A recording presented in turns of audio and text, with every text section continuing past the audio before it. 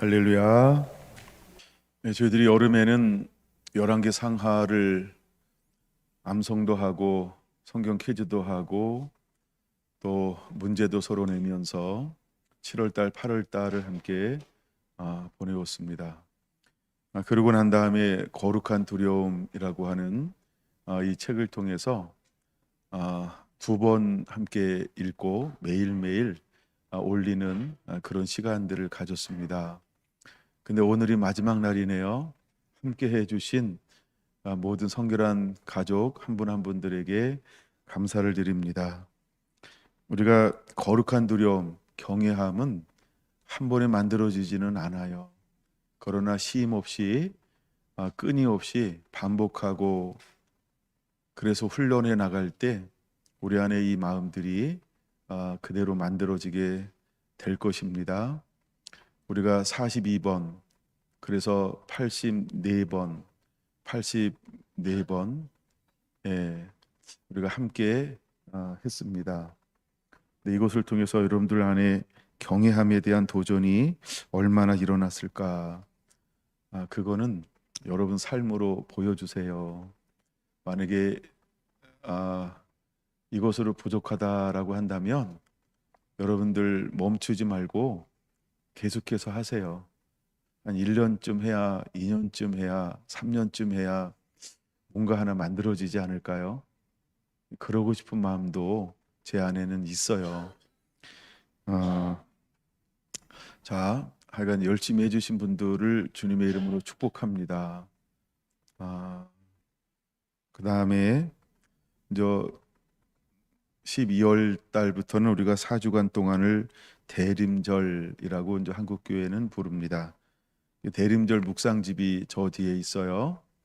어, 열심히 하신 분들은 그냥 가져가시면 돼요. 나는 열심히 안 했다 그러시는 분은 다음 주에 꼭 책값을 헌금으로 내주시면 됩니다. 아, 예. 그러니까 나는 열심히 했다 그런 분들한텐 드리겠습니다. 나는 열심히 안 했다라고 스스로 생각되는 분들은 책값을 헌금으로 내주시면 됩니다. 네. 어, 하나님 나라에 가도 상급에는 차별이 있어요. 맞나요? 제가 과도하게 해석했나요? 예, 그래서 땅에서도 열심히 하신 분들에게는 상급이 있어요. 열심히 안 하신 분들에게는 땀 흘려 수고하시면 됩니다.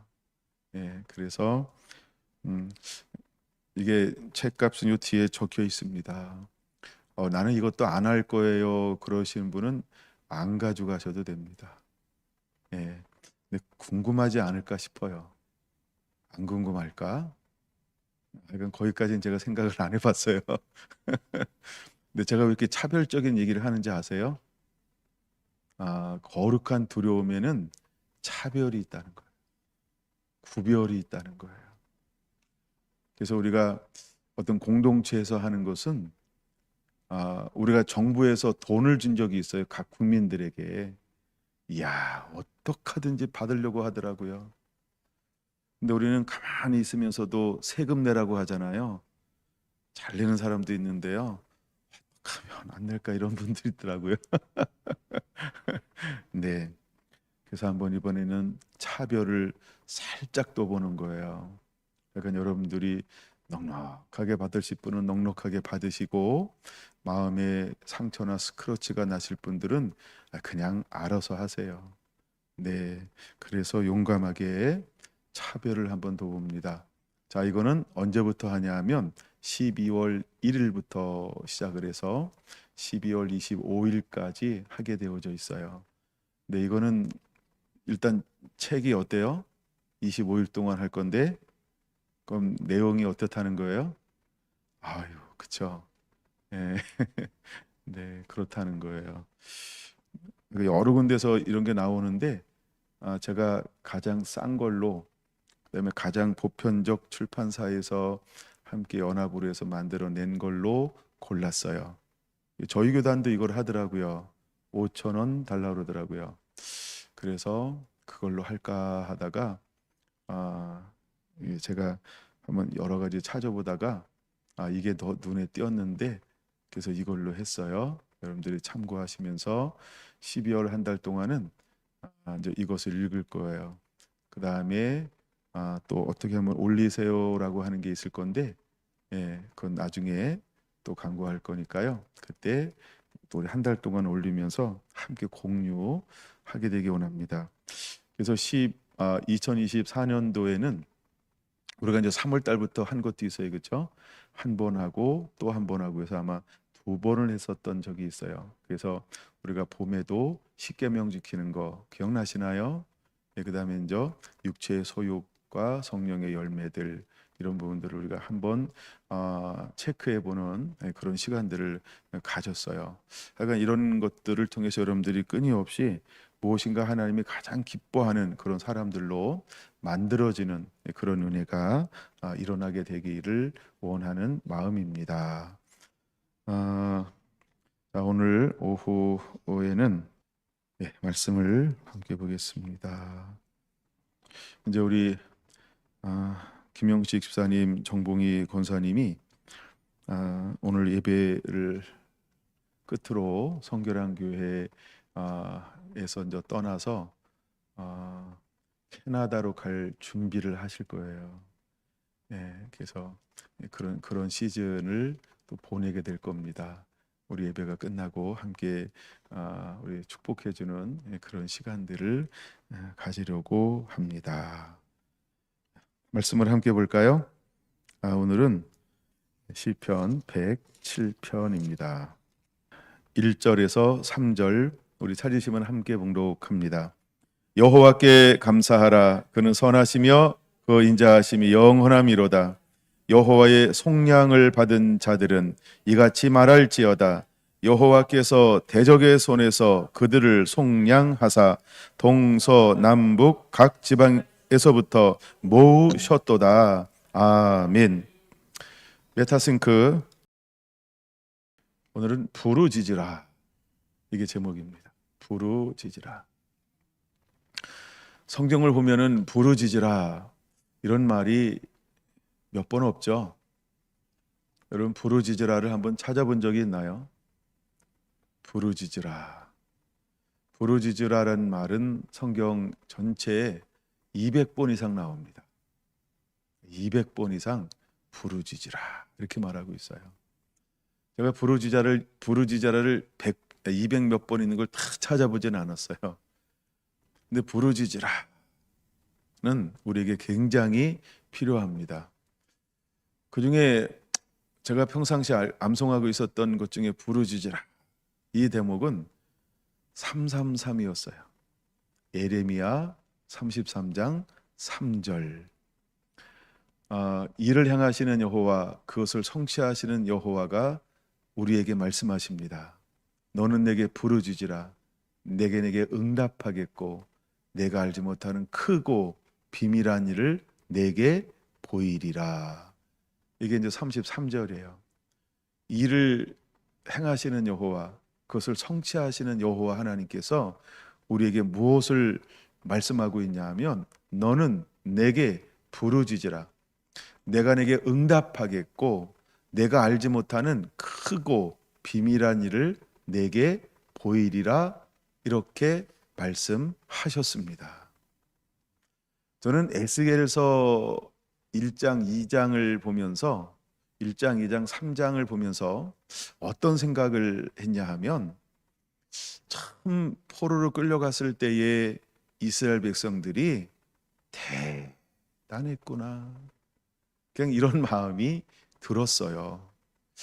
하나님이 5년이 지나고 난 다음에 에스겔을 불러서 그를 그 민족 가운데 파송하는데 뭐라고 말씀하고 있던가요?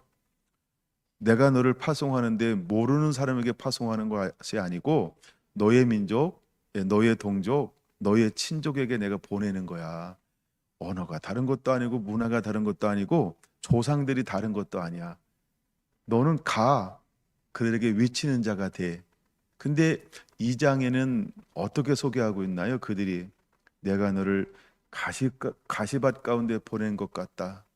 찔레밭 가운데 보낸 것 같다.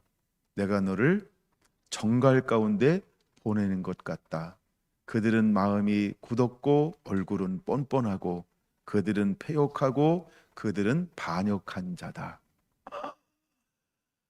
포로로 끌려간 사람들은 에레미야의 말씀을 듣고 순종했다라는 공통점은 가지고 있습니다.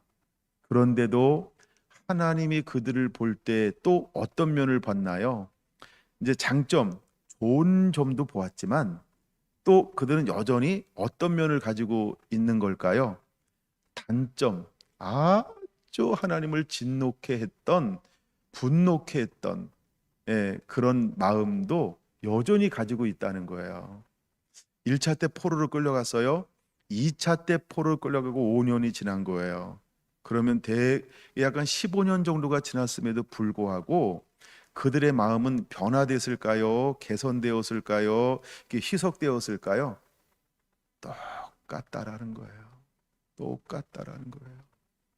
그 중에 몇몇 사람들만 하나님께 뜻을 정하고 말씀대로 살고 하나님을 사랑하기로 결단하고 좁은 길을 걸어가는 삶을 사는 거고요. 대부분의 사람들은 여전히 어떤 상태에 있었을까요? 얼굴은 패역하고 마음은 패역하고 얼굴은 뻔뻔하고 마음은 강팍하고 그래서 그들이 여전히 심령이 어떤 상태예요? 가시밭이요. 예, 그들의 밭이 찔레 밭이에요. 그들이 입이 얼마나 말이 싸나우면 정갈 같다고 그러잖아요.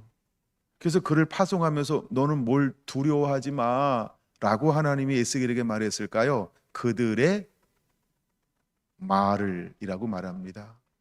사람들이 말로 얼마나 원망하고 불평하는데 그렇게 표독스러울 수가 없는 거예요. 그게 바벨론으로 끌려갔던 이스라엘 사람들의 삶 생활이었다라고 하는 거예요. 그러니까 우리가 연단이라고 하는 것은 하루아침에 되지 않아요. 10년이 지났는데도 안 됐어요. 하나님이 에스겔을 파송하는 그때에도 하나님은 그들을 향하여 그렇게 표현하고 있다는 거예요. 여러분 5년 시간 주면 바뀔 거죠? 10년 개고생하면 바뀔 거죠? 15년 죽지 못해 살아도 죽지 못해 살면 주님 나 용서해 주세요 이럴 거죠? 그러면 얼마나 좋겠어요. 근데 이스라엘은 5년이 지나고 10년이 지나고 15년이 지나감에도 불구하고 바뀌었다는 거예요. 안 바뀌었다는 거예요. 안 바뀌었다는 거예요. 왜 하나님이 70년이라는 시즌을 허용했는지 아세요? 그쵸? 그러면 보세요. 이제 70년 지났어요. 바뀌었을까요? 안 바뀌었을까요? 많은 사람들이 죽었대요. 어떻게 죽었을까요? 돌아오지 않고, 즉 회개하지 않고 그대로 살다가. 여러분은 어떻게 살다가 가실래요? 유종의 미. 저는 남유다를 다루면서 주었던 첫 마음이 유종의 미였어요. 여러분 정말 이제 남은 인생 멋지게 장식하려고 지금부터 오이 땅 해가지고 스타트 한 거죠? 아직 안 하고 있나 보다. 나한테 죽음이 올 거란 생각을 안 하고 사는 거죠? 두 번째, 내가 천국 갈 생각 안 하고 사는 거죠? 모르겠어요. 이미 출발했는지는. 만약에 출발하지 않았다라고 하는 것은 아마 이 땅에서 정리할 게 많은가 봐요. 아직도 짐 싸고 있어서 출발 안 했으니까.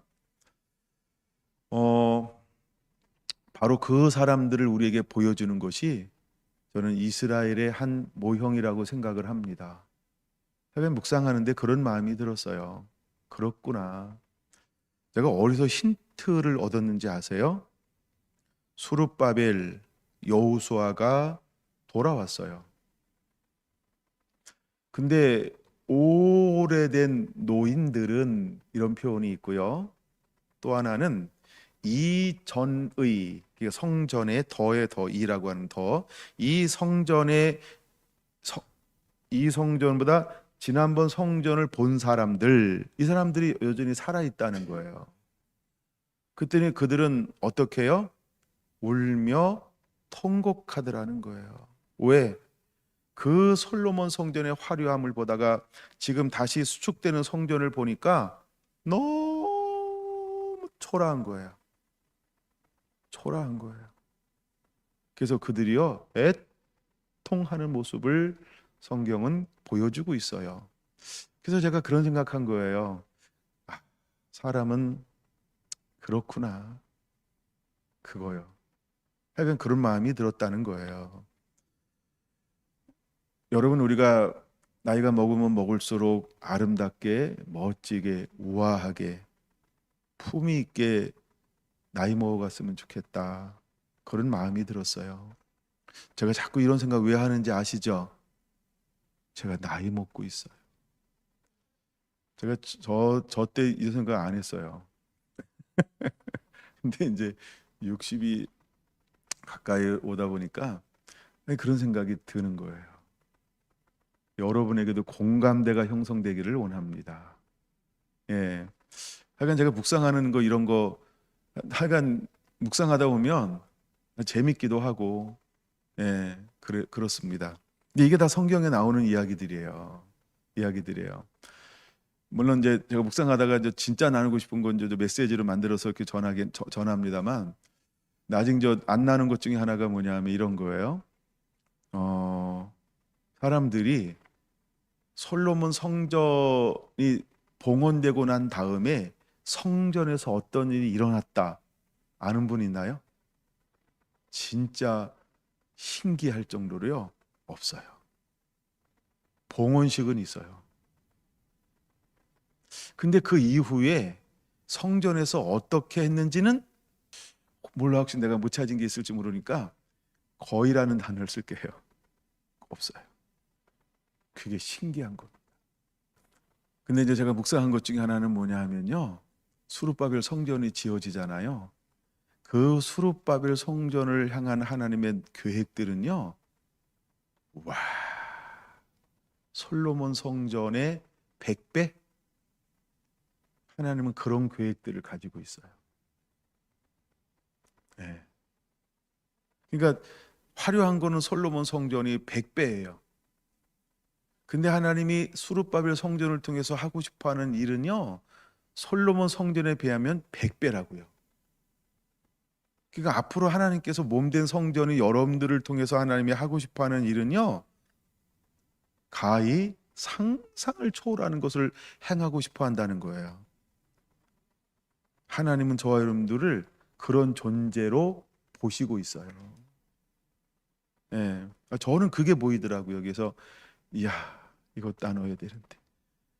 계속 이제 그 다음 설교 뭐 할까 하다가 이제 뭘 하나 정해놨는데 계속 지금 이렇게 이어지고 있어요. 큰일 났다. 혼자 씨름하는 거 혼자 사실은 큰일 났다. 이거 그 다음 거 해야 되는데 멈추고 막 이러고 벌써 오늘 66번째 나갔잖아요.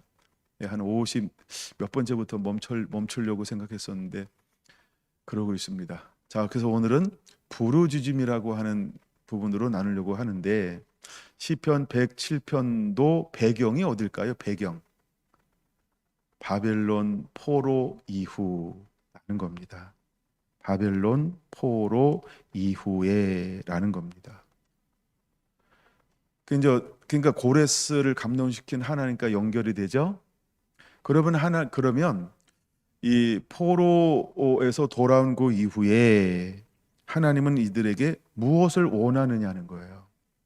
또 하나님은 이들 속에서 우리에게 어떤 하나의 패턴을 또 보여주고 있냐라고 하는 거예요. 오늘도 이 속에 숨어져 있는 패턴을 볼 거예요. 오전에 나눴던 패턴은 너무너무 중요한 거고요. 이제 오늘 나누는 패턴도 굉장히 중요한 거고요. 지난 주일날 나눴던 이 절기의 패턴도 굉장히 중요한 거고요. 그래서 제가 분량이 많은 거를 굉장히 빠른 속도로 나누려고 노력을 한 겁니다. 제가 이렇게 천천히 하는 것처럼 보여도 패턴 이야기할 때는 빠르게 나갈 거예요. 그래도 아마 오늘 시간 안에는 다룰 것 같고요. 또 다루어야만 하고, 첫째 이제 2절에 나오는 한 단어를 여러분들이 주목해 봐야 하는데 속량이라는 단어입니다. 속량하다라는 단어는 구속함, 구속됐다라는 단어인데 이걸 언어로는 고엘이라고 말합니다. 여러분들이 속량, 고엘을 치면은 여러 가지 고엘의 뜻과 의미들이 소개가 되어지고 있는 것들을 많이 찾아볼 수 있습니다. 고엘은 어떤 것이냐 하면 제가 4개만 소개하려고 하는데요. 첫째는요, 어떤 사람이 가난하여 땅을 팔면 가장 가까운 친족이 값을 지불하고 그 땅을 원주민에게 돌려주는 제도를 고엘 제도다. 고엘이라고 부릅니다. 그러니까 회복되어지는 거예요. 두 번째는요, 한 가정의 가장이 자녀 없이 죽으면 그 형제가 결혼하여서 기업을 잇게 하는 제도를 고엘이라고 부르고 있는 거예요. 이러므로 인해서 이 땅 가운데 이어지는 사람들이 있죠. 룻기에 잘 소개가 되어지고 있는 것입니다. 예, 그래서 보아스 해서 보아스도 나오고, 이제 이새가 태어나고 다윗이 태어나는, 이게 고엘 제도로 인해서 이게 계속 이어지는 거예요. 그 다음에 세 번째는 살해를 당한 친척을 위해서 복수를 할 때 이게 고엘이라고 말합니다. 이건 잘 여러분들이 익숙하지 않으니까 성경 구절을 가르쳐주면 민수기 35장 12절에서 34절을 참고 한번 해보시고요. 하나님은 언약 백성을 구원하기 위해서 개입하시는 은혜로운 하나님이라고 하는 것을 고엘 제도를 통해서 우리에게 보여주시고 있습니다. 네 번째, 예수님은 우리 죄와 사망에서 건져내기 위해 예수 그리스도를 이 땅에 보내주셨고 십자가에서 희생이라는 값을 지불하시고 마귀를 멸함으로 원수를 갚아 주셨습니다. 이걸 일컬어서 우리는 고엘이라고 말한다는 겁니다. 이제 고엘 제도의 가장 중요한 4가지 부분만 나눴어요. 그 정도면 이해가 되지 않을까라는 생각을 합니다. 자, 그래서 하나님이 이제 바벨론이라는 포로 70년이라는 삶을 통해서 하나님께서 어떻게 하셨다고요? 여호와께 감사하라. 그는 선하시며, 선하다, 토부라는 단어입니다. 가장 많이 쓰여지는 단어 중에 하나가 또 토부라는 단어죠. 하나님의 성품을 말하면서 좋으신 하나님, 토부, 선하신 하나님, 토부, 하나님의 성품을 담아내는 단어, 토부라는 단어를 사용하고 있고요. 그 다음에 그 인자하심이 영원함이로다. 인자하심, 헤세드입니다. 헤세드입니다. 헤세드도 굉장히 많이 쓰여지는 단어이죠. 한량없는 자비와 은혜를 베푸시는 하나님의 한량없는 사랑을 표현할 때 헤세드라는 단어를 사용합니다. 그래서 토브라는 단어, 헤세드라는 단어는 널리 사용되어지고 있는 단어들 중에 하나인데, 우리가 보통 하나님을 찬양할 때 어떤 하나님을 찬양하냐라고 할 때 토부의 하나님, 헤세드의 하나님, 다시 말해서 여호와께 감사하라. 그는 선하시며 그 인자하심이 영원함이로다. 이스라엘이 죄 가운데 하나님의 진노를 받아 이제 바벨론에서 포로 생활을 살고 있을 때에도 하나님은 한 번도 토부와 헤세드를 거둔 적이 없다는 거예요. 그래서 그들은 늘 일상적인 삶 속에서 어떤 하나님을 바라보고 찬양과 경배를 올릴까요? 선하신 하나님, 인자하신 하나님. 그러니까 여러분의 삶 속에서도요, 늘 이걸 우리가 이런 하나님을 찬양하는 자가 돼야 돼요. 하나님은 선하시도다. 하나님은 인자하시도다. 선하신 하나님 감사합니다. 인자하신 하나님 감사합니다. 하면서 여러분들이 늘 이것을 입에 달고 살 정도의 단어입니다. 왜? 하나님의 성품이기 때문에 그래요. 하나님의 원형이기 때문에 그런 거예요. 하나님은 선하신 분이고요. 하나님은 인자하신 분이기 때문에 그런 거예요. 우리가 어떤 죄악 가운데 빠져 있다 할지라도 하나님은 우리가 부르짖을 때, 우리가 하나님을 부르짖을 때 하나님은 어떻게 우리에게 찾아와 주실까요? 선하신 하나님으로, 헤세드한 하나님으로, 인자하신 하나님으로, 토부하신 하나님으로 우리에게 찾아와 주실 것이기 때문에 그런 거예요. 그러므로 우리는 어떤 상황에 있다 할지라도요, 이 1절을 기억해야 합니다. 여호와께 감사하라. 그는 선하시며 그 인자하심이 영원함이로다. 그래서 여러분들이 이 1절도요, 많이 묵상해야 하고 매일매일 고백되어지는 기도 가운데 반드시 들어갈 제목 중에 하나이면 좋겠다, 이런 마음이 드는 거죠. 근데 이제 어떤 부분을 통하여 구체적으로 그렇게 하나님을 찬양하고 있을까요? 여호와의 속량을 받은 자들은 이같이 말할지어다 라고 말하고 있어요. 속량, 아까 이제 네 가지로 살펴보았어요. 고엘, 그럼 속량이라고 하는 걸 단지 한마디로 정의해야죠. 구속받은 자들, 구원받은 자들은 어떻게 이제는 외치고 선포하는 자가 되어야 할까요? 여호와께서 대적의 손에서 그들을 속량하사 동서남북 각 지방에서부터 모으셨도다 라고 하면서 하나님이 우리를 흩어졌던 이스라엘을 한 군데 모아서 고토 예루살렘으로 올려보낸 것에 대해서 간증하라는 거예요. 영광을 돌리라는 거예요. 선포하라는 거예요. 할렐루야. 여러분, 우리는 은혜는요, 혼자 살짝 받는 거 그것도 필요합니다.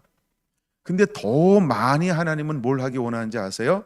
살짝 받은 은혜를요, 공포하길 원해요. 드러내기를 원해요. 간증하기를 원해요. 영광 돌리기를 원해요. 근데 우리는 잘못 배운 게 있어요. 이쪽 손이 한 걸 이쪽 손이 몰라야 된다고요? 여러분의 삶 가운데 어떤 일이 일어나는지 아무도 몰라. 그러니까 영광도 안 되고 덕도 안 되고 소금도 안 되고 빛도 안 되고, 네. 그러니까 우리가 잘못 배운 거예요. 여러분, 드러내야 돼요. 간증해야 돼요. 그래서 초점이 은근히 내가 자부심을 가지고 사는 게 아니고요, 하나님께 영광을 드러내는 삶을 사는 게 훨씬 낫다는 거예요. 여러분이 일주일 동안 어떤 은혜 받았는지, 매일매일 어떤 은혜 받았는지, 거룩한 두려움 읽고 어떤 은혜 받았는지 그 아무도 모르잖아요. 그렇죠?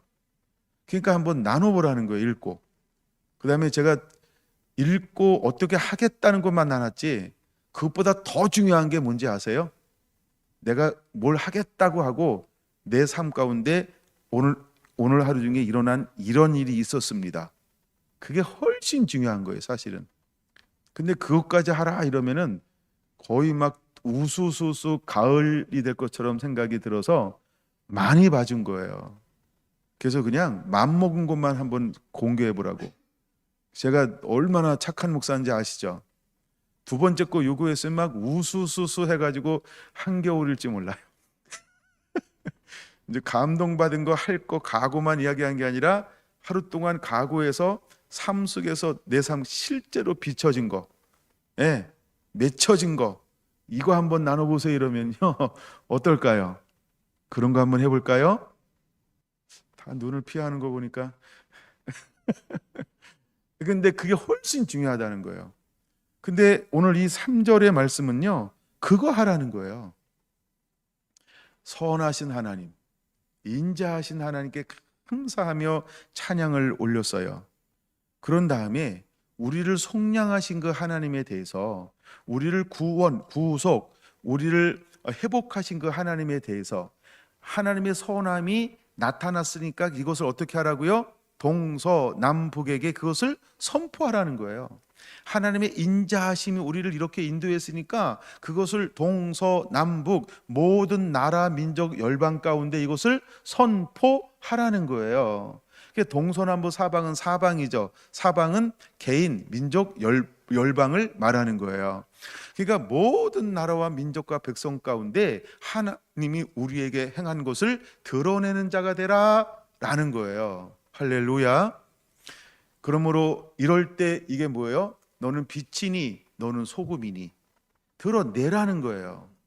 드러내라는 거예요. 그래서 하나님의 영광을 드러내라는 거예요. 하나님이 함께 하시는 것을 드러내라는 거예요. 할렐루야. 여러분들은 드러낼 줄 아는 사람이 되어야 할 줄로 믿습니다. 아멘. 네. 반응이 없어서 다음으로 넘어갑니다. 드러내시기 바랍니다. 네, 아멘. 드러내시기 바랍니다. 아멘. 자, 이제 진짜 본론은 이제 들어가는 거예요. 부르짖으라 라는 말이 시편 107편에는 몇 번 기록되어져 있을까요? 하나, 둘, 셋, 네 번 기록되어져 있습니다.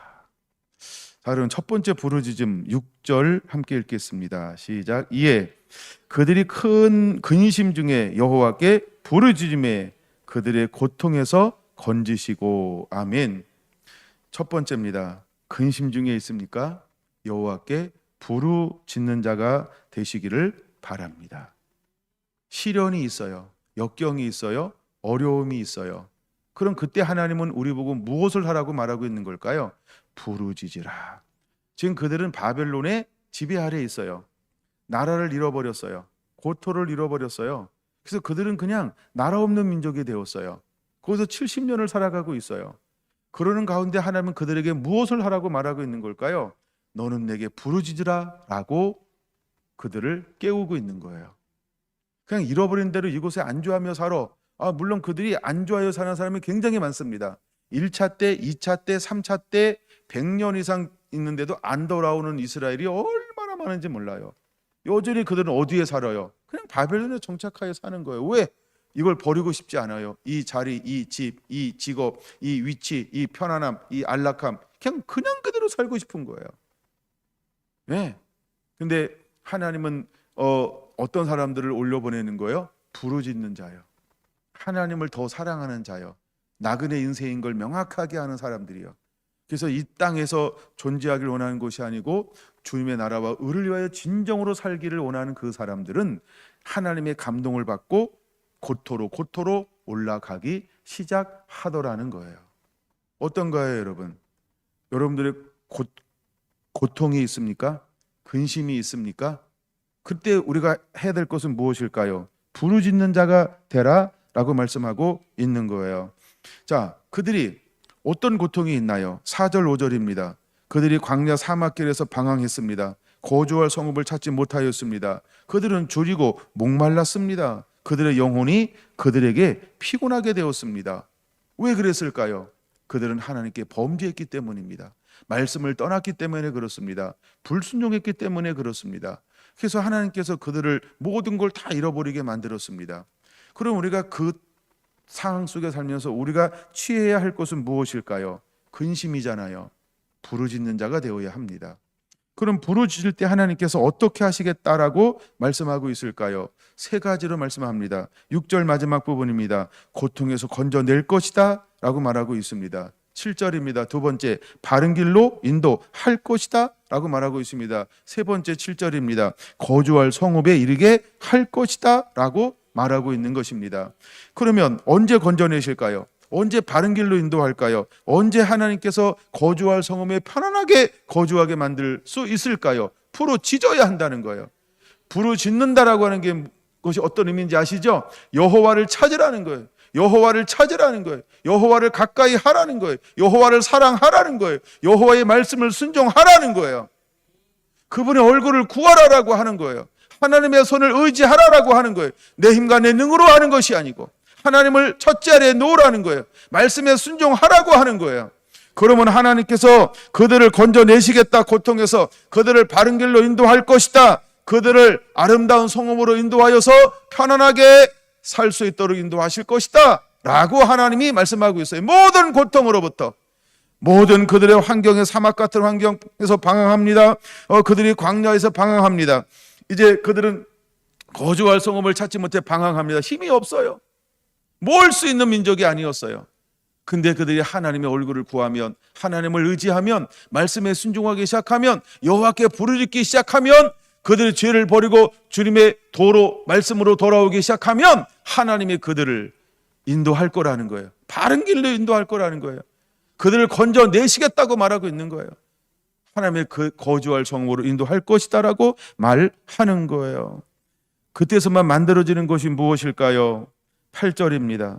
마치 8절은 후렴구처럼 계속해서 말한다라고 이야기하는데 8절 같이 읽어볼까요? 여호와의 인자하심과 인생에게 행하신 기적으로 말미암아 그를 찬송할지로다. 할렐루야. 근심 중에서, 고통 중에서 돌아오게 하는 것은 어떤 일이라고요? 미라클이라는 거예요. 기적이라고 하는 거예요. 메타싱크라고 하는 거예요. 하나님께서 새로운 곳으로 인도하겠다는 거예요. 이건 기적이라는 거예요. 우리의 능과 힘으로 기적을 만들어낼 수가 없습니다. 우리의 열심으로 기적을 만들어낼 수 없습니다. 우리의 성실함도 기적을 만들어낼 수 없습니다. 여호와께 부르짖어야 하나님으로부터 나오는, 하나님의 도우심으로부터만 나오는 것을 우리는 기적이라고 말하는 것입니다. 그때 어떤 하나님이 우리가 찬양해야 할까요? 헤세드입니다. 인자하신 하나님이요, 우리를 긍휼히 여겨주시고 우리에게 자비를 베푸시며 우리에게 한량없는 사랑을 베풀어 주시는 헤세드의 하나님이, 그 하나님이 일하기 시작할 거라는 거예요. 긍휼을 베풀고 자비를 베풀고 사랑을 베풀어서 모든 근심 가운데서 우리를 건져내실 거라고 말하는 것입니다. 이제 우리 환경과 삶 가운데 이런 기적이 일어나야 합니다. 이것이 바로 고레스의 칙령 안에 포함된 것입니다.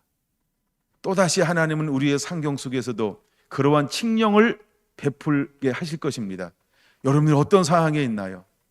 여러분 건져냄을 받기를 원합니까? 인도함 받기를 원합니까? 보호를 받기 원합니까? 벗어나기를 원합니까? 그러면 우리는 부르짖는 자가 되어야 합니다. 그럴 때 하나님은 인자하신 하나님으로 인자를 베풀 것입니다. 여호와 하나님이 저와 여러분들에게 행하신 일은 기적이라 말할 것입니다.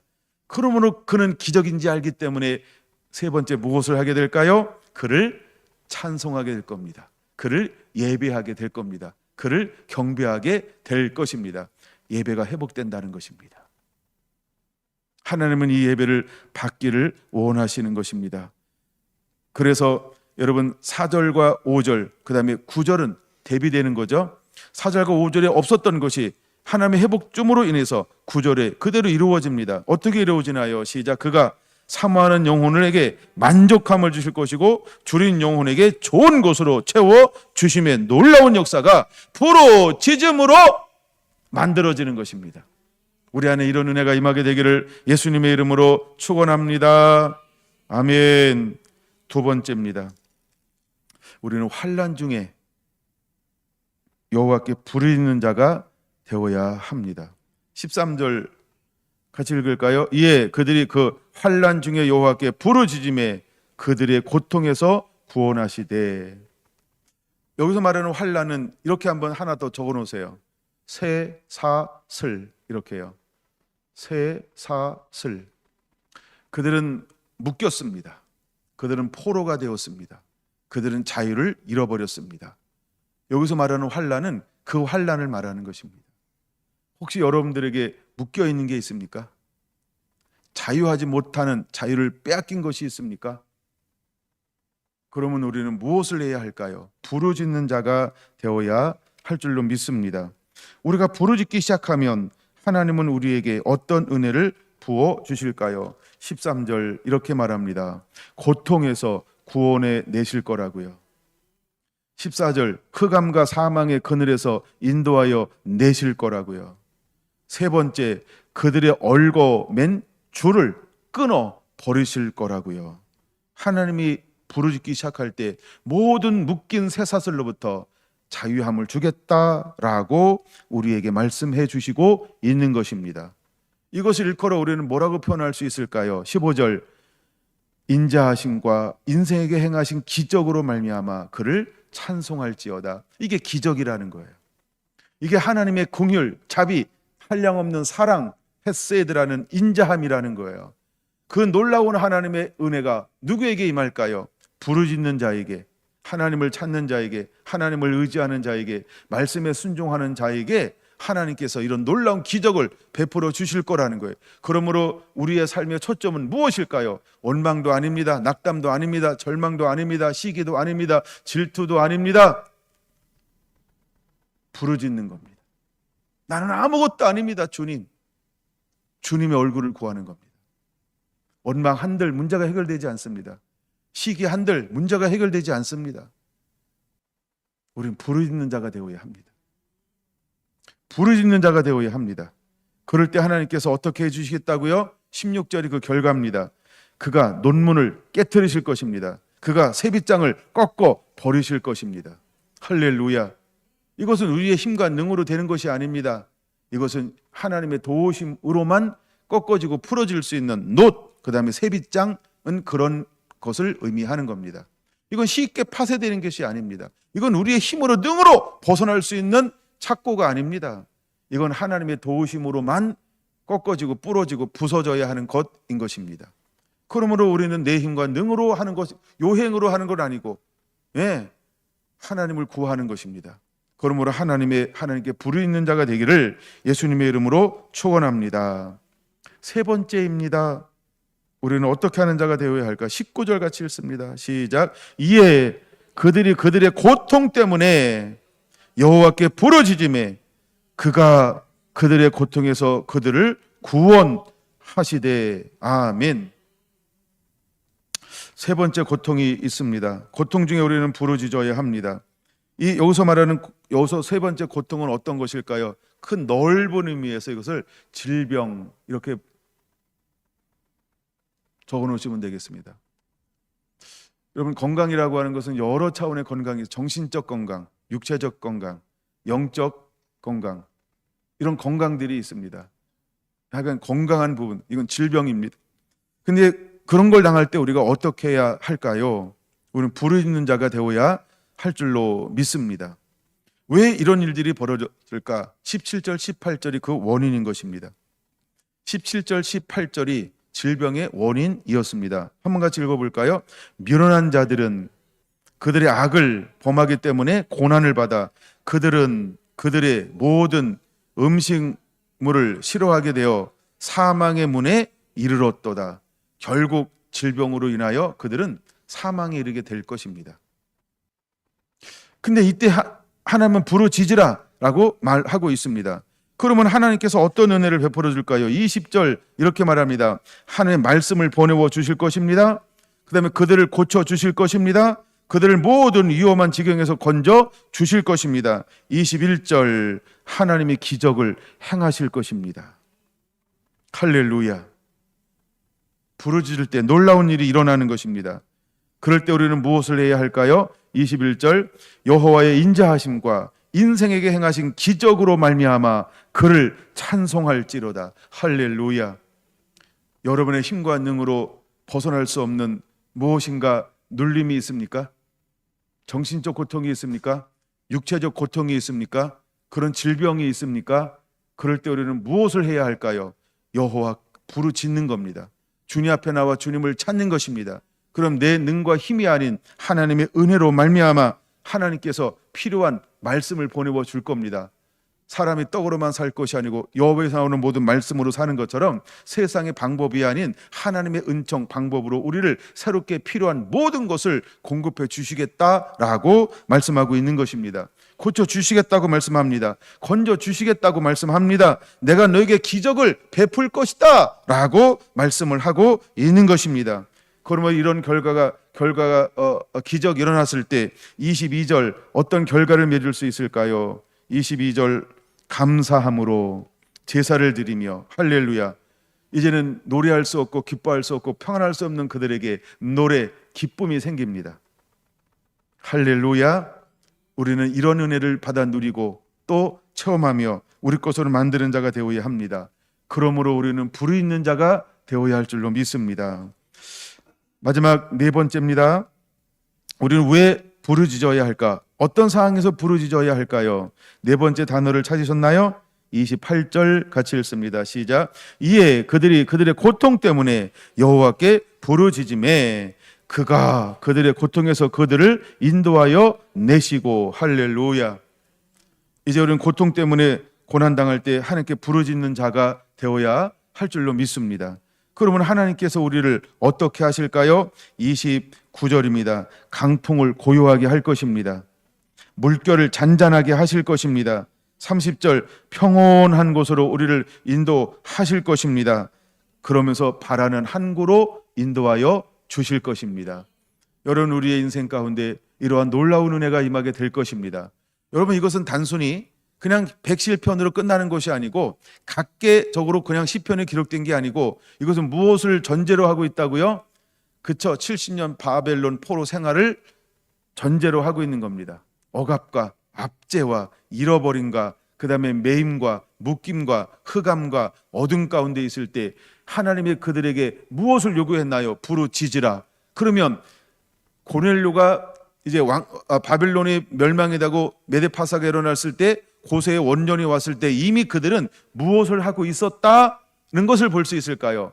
그들은 하나님 앞에 부르짖고 있었다라고 하는 것입니다. 그러면 5만 명이라고 한 사람들은 어떤 걸 의미하는 걸까요?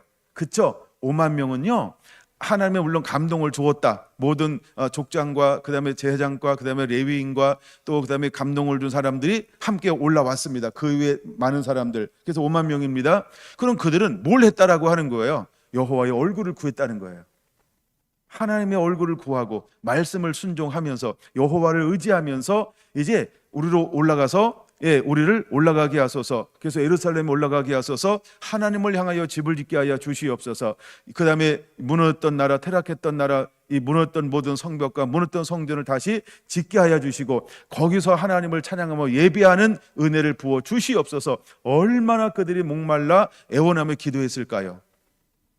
그러지 않았을까요? 여러분, 다니엘이 했던 것 중에 6장 무엇이 기록되어져 있나요? 매일매일 그는 하루에 3번씩 창문을 열고 기도합니다. 어느 쪽으로 창문을 열었을까요? 해 뜨는 동쪽이 아닙니다. 해가 지는 서쪽, 석양을 보기 위해서 그렇게 기도했을까요? 아닙니다. 예루살렘이 바라보고 창문을 열고 기도했던 겁니다. 그는 어떤 소망을 가지고 기도한 걸까요? 예루살렘의 회복입니다. 나라의 회복인 겁니다. 그는 그것을 위해서 부르짖어 기도하는 사람이었다라고 하는 겁니다. 그는 왕의 명령이 내렸음에도 불구하고 어떤 사탄의 계획 가운데도 불구하고 그는 멈추지 않았습니다. 멈추지 않았다는 거예요.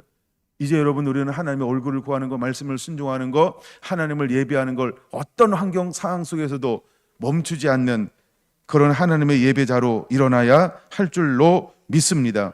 그럴 때 하나님께서는 어떤 결과를 맺게 했을까요? 32절입니다. 시작. 여호와의 인자하심과 인생에 행하신 기적으로 말미암아 그를 찬송할지로다. 백성의 모임에서 그를 높이며 장로들의 자리에서 그를 찬송할지로다. 여기서는 장로들은 지도자들을 말합니다. 수르바벨과 여호수아를 비롯한 모든 방백들, 그러니까 그들은 모든 계층이 하나님 앞에 모여서 하나님을 예비하고 찬양하기 시작하는 것입니다. 그러므로 여러분들은 간증할 줄 아는 자가 되어야 합니다. 내게 주신 하나님의 은혜를 나눌 줄 아는 자가 되어야 하는 것입니다. 그래서 간증은 드러내라는 겁니다. 선포하라는 것입니다. 증언, 증거, 증인 되어야 한다라고 말하고 있는 것입니다. 하나님께서 사도 요한에게 계시록, 묵시록의 말씀을 주었다. 그리고 내가 받았다. 야, 내가 하나님께 신기한 걸 받았어. 몰라도 돼. 얼마나 신기한지 몰라. 만약에 이러고 있었다고 생각해 보세요. 그걸 옆에 듣는 사람은 어떻게 됐을까요? 궁금해서 죽었을 겁니다. 답답해가지고. 근데 사도 요한은 어떻게 했어요? 그걸 다 기록했어요. 그리고 그는 뭘 하는 게 사명이라고 고백하고 있어요? 나는 증인이야. 나는 증거하는 자야. 나는 증언하는 자야. 입이 얼마나 싼지. 난 가끔 이런 분 만났으면 좋겠어요. 이런 분들. 아니, 내가 그 자리에 없었는데도요, 마치 그 자리에 있는 것처럼 막 그렇게 얘기를 다 해줘요. 얼마나 예쁜지 몰라요. 근데 어떤 분들은요, 뭔 얘기를 하는데요, 모르겠어요. 얘기해놓고 내가 자꾸 질문하게 만들어요. 그다가 나중에 질문하다가 내가 지쳐요. 질문해도 별로 얘기를 안 해요. 이렇게 스타일 차이인가요? 하나님은 우리에게 이렇게 하기를 원하는 것입니다. 여러분, 이것이 왜 메타싱크의 오늘 말씀일까요? 굉장히 중요한 겁니다. 하나님은 이스라엘을 뭐 하길 원하는 거예요? 하나님의 영광을 드러나는 민족이길 원하는 거예요. 출애굽기 19장 4절, 5절, 6절을 여전히 하나님은 회복하기를 원하는 거예요. 미리 앞으로 나눌 것을 살짝 보여주면 이런 거죠. 하나님은 이스라엘을 통하여 드러내기를 원하였습니다. 근데 이스라엘이 이것을 끝내 거부해요. 얼마나 말수가 적은지, 얼마나 은혜를 혼자 받는지, 아우 깍쟁이. 그래가지고 하나님께서 어떻게 했어요? 그들을 버렸어요. 왜? 그들은 듣지 않습니다. 그들은 듣지 않으려고 합니다. 그들은 끊임없이 듣지 않으려고 합니다. 그들은 끊임없이 듣지 않으려고 합니다. 그래서 하나님이 그들을 버렸어요. 그리고 그것이 누구에게로 넘어갔을까요? 그것을 일컬어서 성경은 이방인의 세대가 돌아온다, 이 말인 것입니다. 그래서 이방인의 시대가 되었어요. 그럼 이방인의 세대는 언제까지 이어질까요? 이방인의 충만한 수가 채워지기까지. 그때까지. 그럼 누구는 이제 회복하지 않을까요? 이스라엘이요. 제가 말씀을 더 나눈다면 이런 쪽으로 계속해서 나눌 겁니다. 근데 언제까지 할지는 모릅니다. 그냥 계속 감동 주는 대로 이어가고 있기 때문에, 그래서 역사는 풀어질 것입니다. 그리고 주님은 오실 것입니다. 여러분들은 쓰임 받을 것입니다.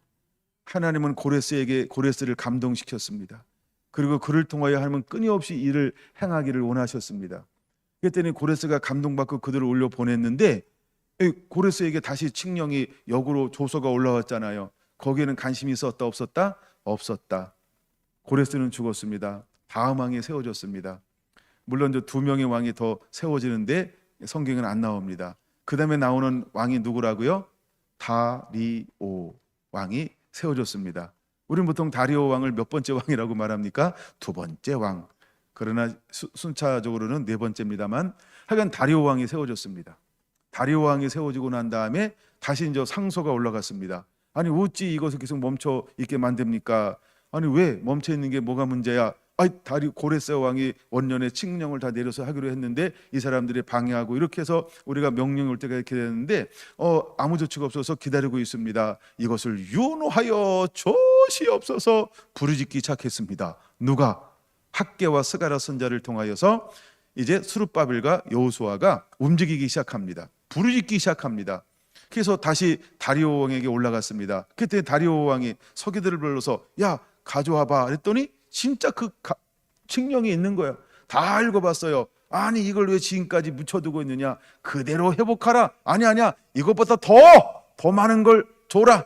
누구도 방해하지 못하게 하라. 이번엔 누구든지 방해하면 내가 가만 놔두지 않을 거야. 이랬어요. 그래서 몇 년 만에 성전이 건축된다고요? 4년 만에. 보세요 여러분, 마지막 때 어떤 일이 벌어질까요? 패턴은 같아요. 주님이 오시기 전에 이런 회복이 있을 겁니다. 전 그걸 믿습니다. 여러분이 그런 것이 온다고 한다면 쓰임 받아야 합니다.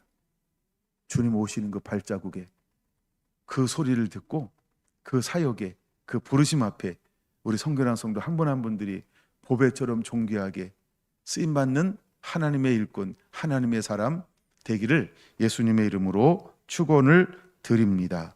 할렐루야. 이제 오늘 설교의 마무리입니다. 부르짖으면 기적이 일어난다. 부르짖으면 기적이 일어난다. 어떤 기적이 일어날까요? 33절 한번 볼까요? 준비됐나요?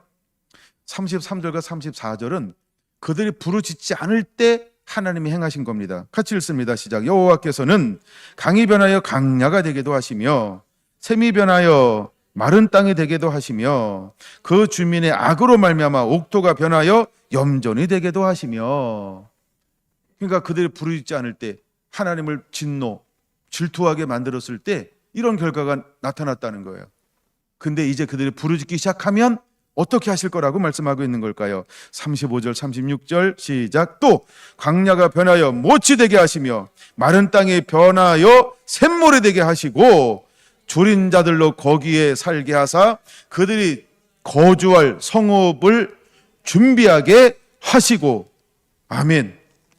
37절, 밭에 파종하여 포도원을 재배하여 풍성한 소철을 거두게 하시며, 또 복을 주사 그들이 크게 번성하게 하시고 그들의 가축이 감소되지 아니하게 하실지라도. 아멘. 하나님 이렇게 하실 거라는 거예요. 아멘. 근데 잘 보세요.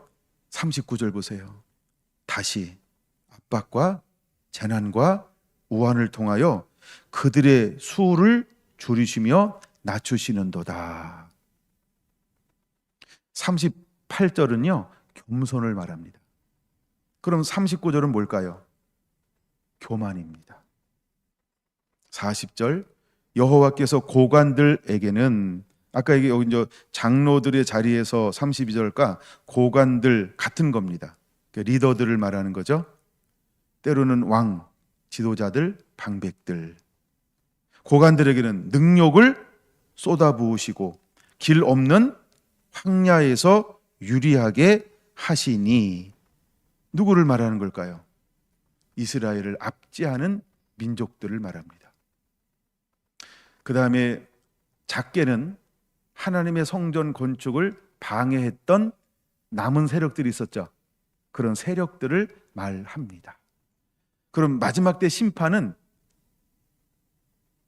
39, 40절과 똑같은 거죠. 같다라고 하여간 믿으시면 됩니다.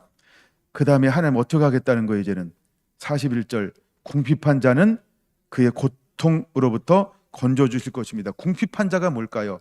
사회적 약자. 그러니까 정치적 힘이 없어요. 빽이 없어요. 명예가 없어요. 권세가 없어요. 사회적 약자. 그러니까 사마리아 사람들이 그 반대 조소를 올려가지고 조소만 올렸을까요? 뇌물도 주었을까요? 뇌물도 주었죠. 나중에 여러분들이 학계에서 아니면 에스라를 읽어보시면 뇌물을 주어 이렇게 나옵니다. 그러니까 근데 스룹바벨과 여호수아는 약자였어요. 뭘 먹이지 않았어요. 뇌물을 안 먹였어요. 그랬더니 그냥 서류가 공중에 이렇게 떠 있는 거예요. 16년 동안 이게 해결이 안 돼.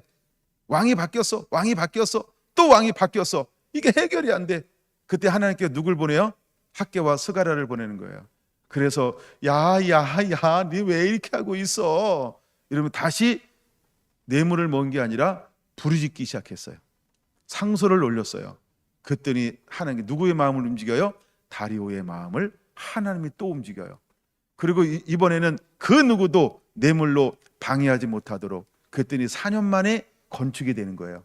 마지막 때도 하나님의 교회가 대부분과 대수수가 일어날 건데 얼마나 많은 사람들이 합법적으로 불법적으로 그다음에 공권력적으로 그다음에 재정으로 미디어로 뉴스로 그다음에 교권을 가지고 얼마나 방해할까요?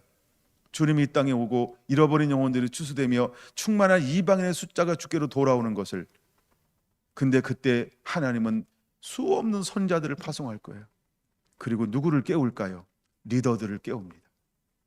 리더들을 깨웁니다. 그들이 움직이기 시작합니다. 그들은 시편 107편에는 세 가지로 말하고 있습니다. 41절 궁핍한 자, 42절 정직한 자, 43절 지혜 있는 자라고 세 가지로 말합니다.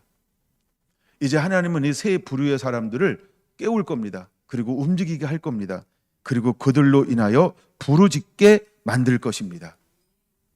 그러면 하나님은 일하기 시작할 겁니다.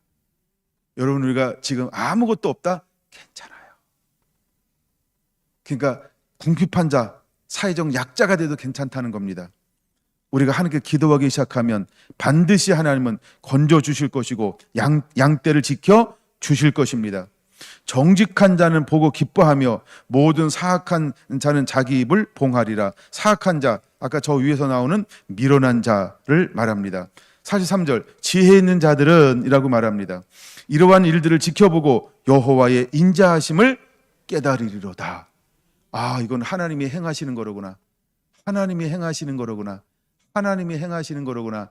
하나님의 인자와 긍휼과 자비와 사랑을 베풀어 주심으로 이제 하나님이 일하게 하시는 거로구나. 이것을 보게 될 거라는 겁니다. 그게 지혜입니다. 이제 우리는 그 반열에 서는 하나님의 사람들이 되어야 할 줄로 믿습니다. 메타 싱크였습니다. 기도합니다.